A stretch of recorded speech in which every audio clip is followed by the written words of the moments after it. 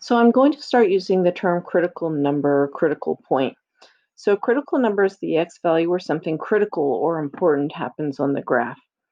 So it's not critical as in something's being criticized, it's critically important instead.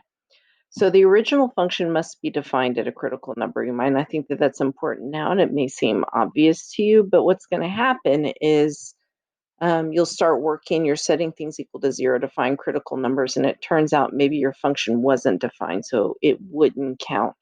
But for something critical to happen, that means that point has to actually exist on the graph. All right, the first derivative is 0, which means the graph flattens out, or undefined at a critical number. And this is how you find them.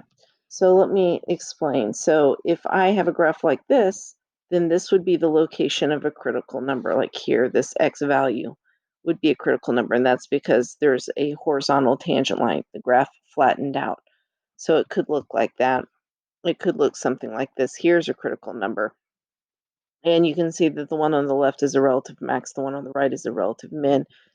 It also says that there could be a cusp. The first derivative could be undefined. So it could look like this, and there's a critical number, or maybe like this, there's a critical number, or maybe like this.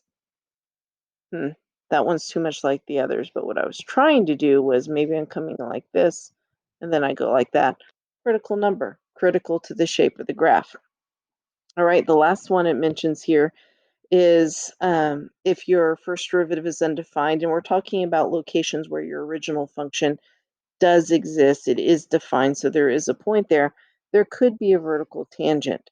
So if I'm drawing a graph, let's say it's coming in like this, and then right in here, we have like a vertical tangent line. You can see that the graph is getting steeper as I approach it from both sides.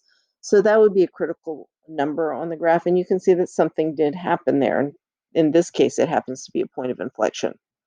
All right. So relative extrema can only be found at critical numbers. So you're not going to find a relative max anywhere else. It could be at a cusp, it could be at where the first derivative is 0. But that is not to say all critical numbers are locations of relative extrema. Look at this one right here.